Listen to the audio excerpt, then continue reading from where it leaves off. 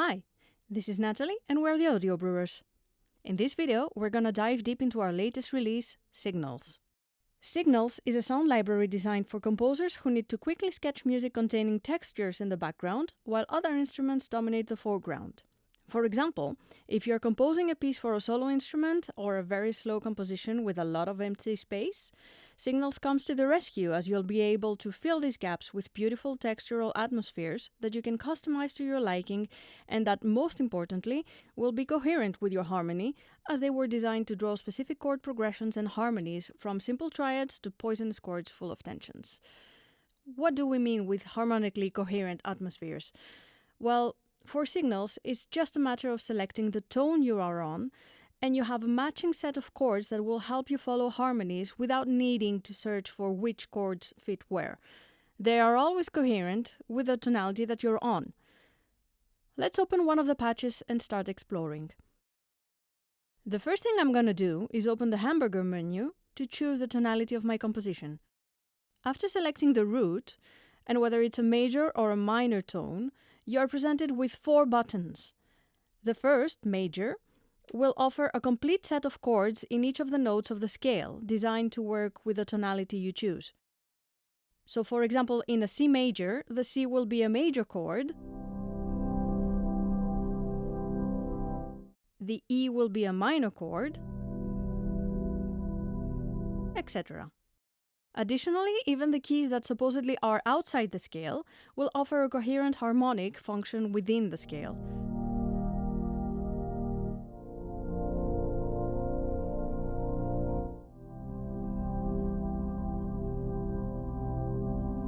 As you can see, the keyboard is divided in blue and red. The blue section is a more conservative section focused on triads and not too complex chords, whereas the red section contains a little bit more daring chords, but again, everything compatible within the tonality.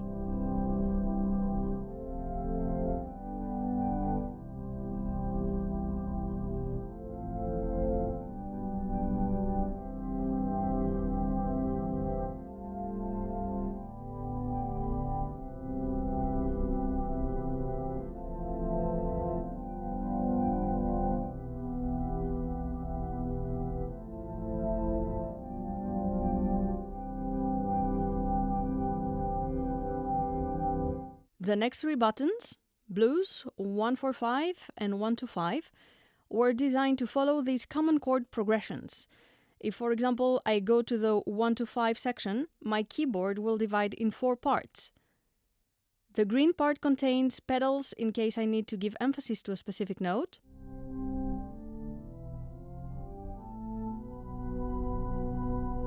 The blue part contains a 1 chord, in case of C, we'd have a C major. The plum part contains a 2 chord, in this case a D minor. And the cyan part contains a 5, in this case a G dominant 7th. This way I can play the 2-5-1 chord progression quite easily.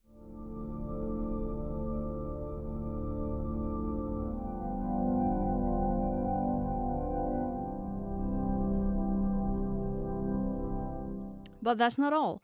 As you go higher in each of the colored sections, the complexity of the chords increases, meaning the first key of each note will give you a simple triad chord, but as we go higher, tensions will come into play, making the harmony more complex.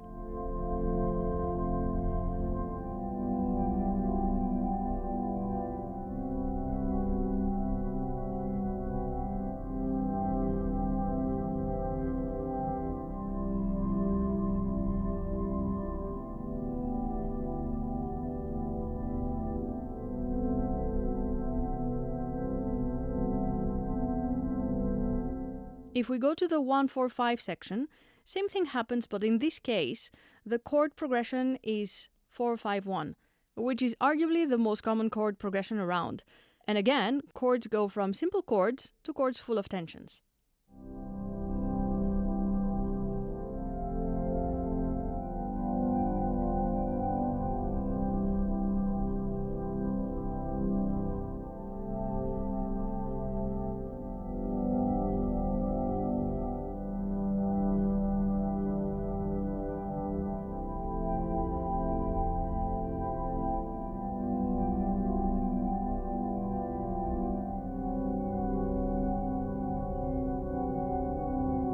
Finally, if we go to the blues section, we'll have a 4-5-1 progression, but all chords are dominant sevenths, perfect for bluesy harmonies.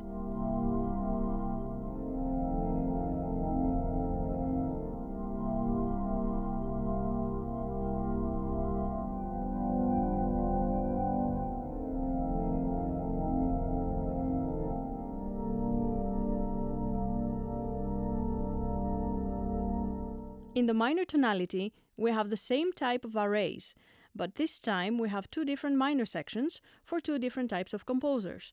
Those who want a fifth to be minor,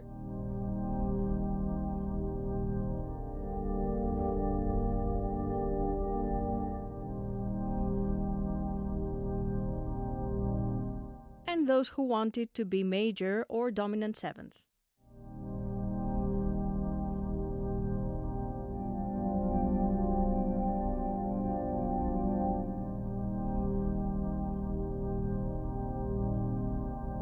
Again, if you press keys that are outside the scale, you'll have chords that are coherent to the tonality of your choice.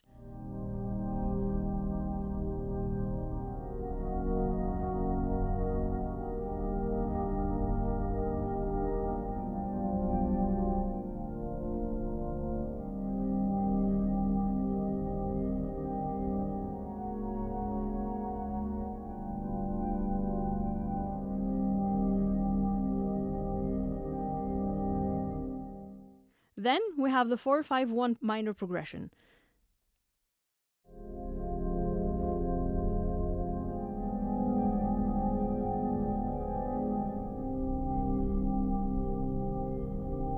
And finally, we have the 2-5-1 in minor, where the second degree as a triad is diminished, but when we add the seventh is a minor seventh flat 5, also known as half diminished chord.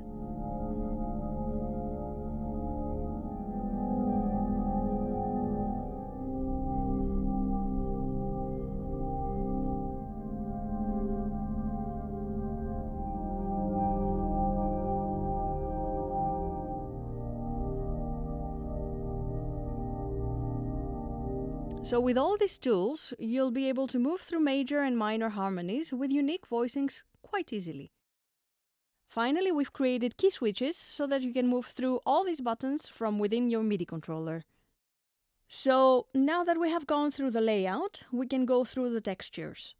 Unlike other sound libraries where you have baked samples with sometimes baked pulses or effects, we wanted to give you the control on how you wanted your textures to sound. So we created a set of textures raw in design, but powered by our versatile engine. In the patches textures A and textures B, we have equally split and organized the textures in a 3-layer patch, in which you'll be able to create complex atmospheres thanks to being able to independently control modulators and effects in each of the 3 layers. In the patch textures AB, you'll have stacked all the textures of A plus B, but this time in a 2-layer patch. This will give you more possibilities in textural colors and at the same time a more simplified layering engine where you will have control over 2 layers. Finally, this patch doesn't contain 4-5-1 and 2-5-1 chord progressions. It's sort of a lighter patch chord-wise. And finally, we have included a patch with the textural multi-samples for those who want to use the library for their own chords and melodies. This time in a master and powerful 5-layer patch, where you'll be able to dig deeper into the capabilities of our engine.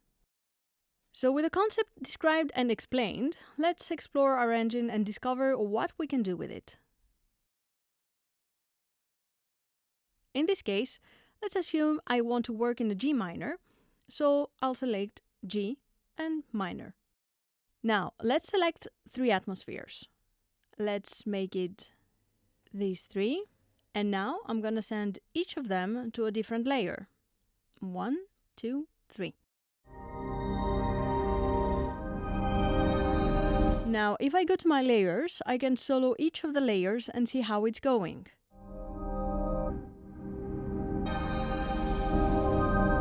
I'm gonna go to the modulators and I'll add a pulsing element to one of the layers. So I'm just going to add a volume LFO with a square wave, but I'm just gonna send this to, say, the 2nd layer. So I'm just gonna disable the 1st and the 3rd.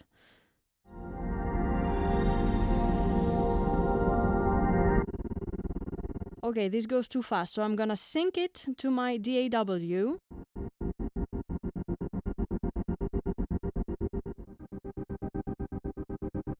Okay, I like this.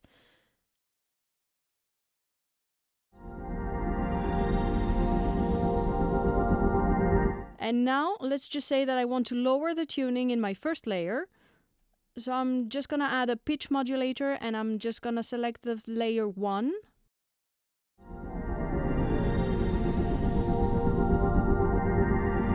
And now I just lower it for a whole octave.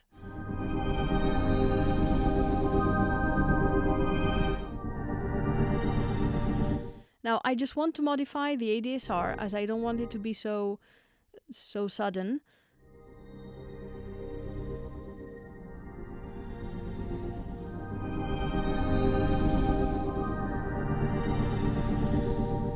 And now let's say that I want to add an alternative rhythmic pattern with a gate. Let's just do something different here. And let's just send it to the third layer.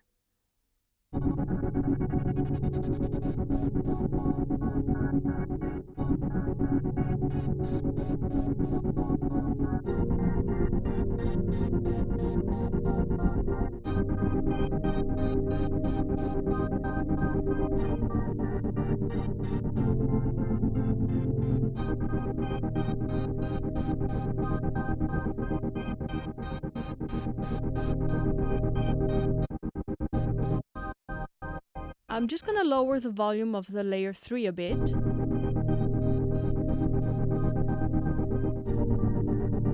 This is starting to sound good. And now let's see what we have in the effects section. First of all, I'm going to get rid of this and of this. Let's start from scratch.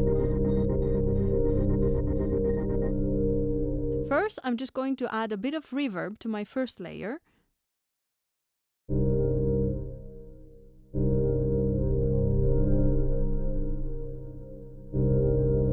So to make sure it just goes to layer 1, I'll make sure I disable it in layers 2 and 3.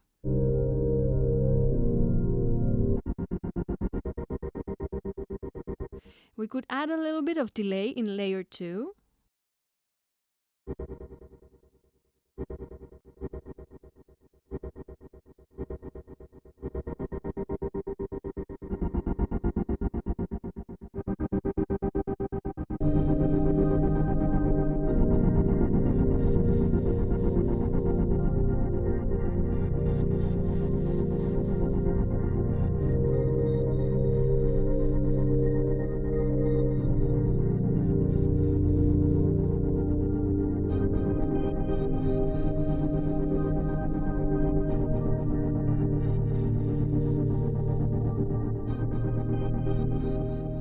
I like it.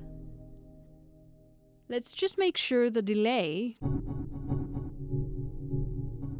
doesn't go to layer 1.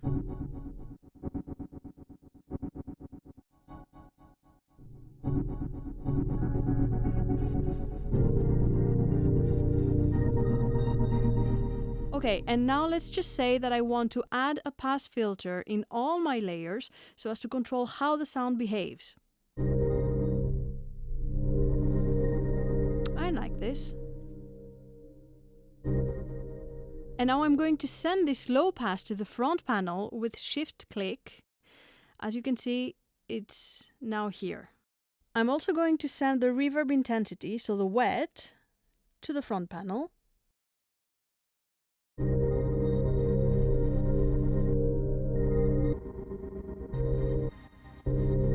And now let's say that I just want to send as well my layer 1 and layer 3 volumes.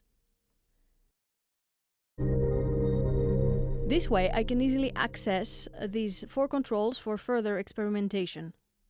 So let's just say I want to assign this to CC1.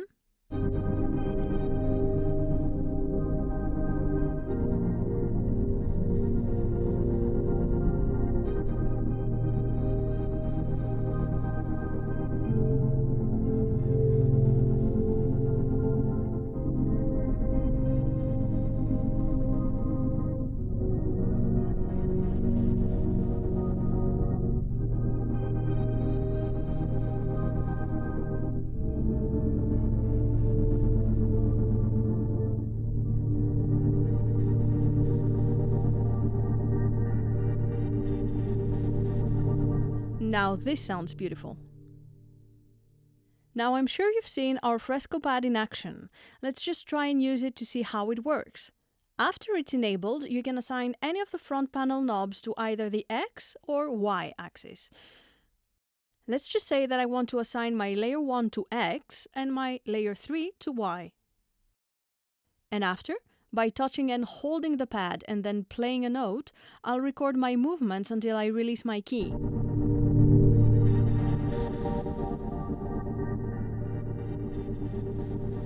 And from now on, Fresco will remember my motion.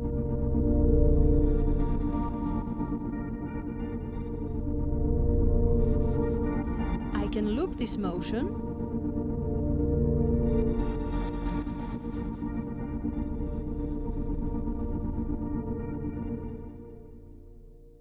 And I can also tell Fresco to re-trigger it every time I press a key.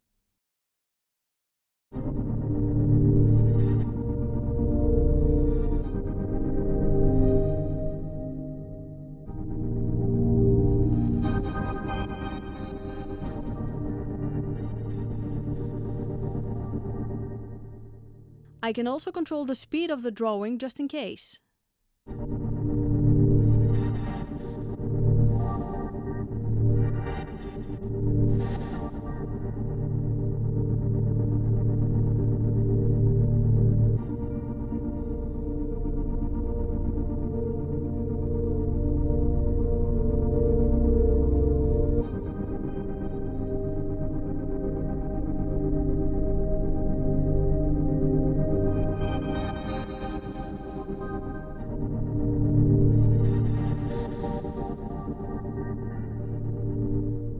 And finally, I can clear the drawing to do something different. Now, for the sake of curiosity, let's just see what happens if I change my X-axis from layer 1 to, for example, controlling the glide. So what I have to do is send my glide to the front, replacing layer 1, and it's already assigned.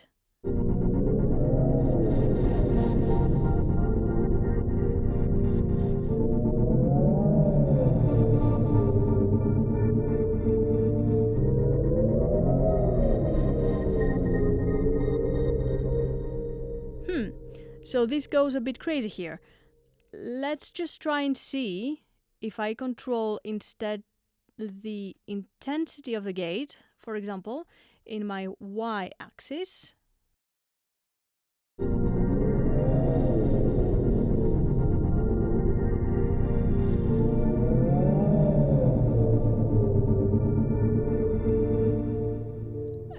Let's just say that I want to assign the low pass to my Y-axis as well.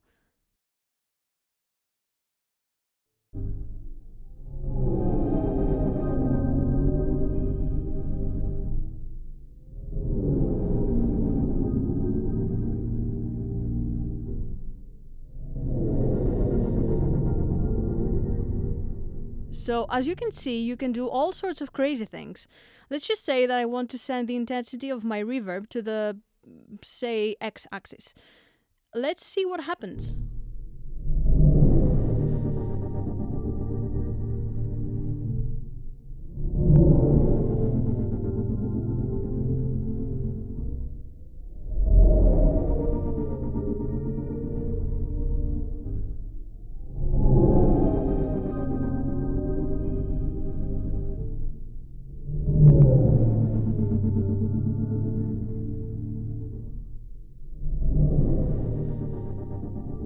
And that's it. We hope you've enjoyed this walkthrough. See you in the next one.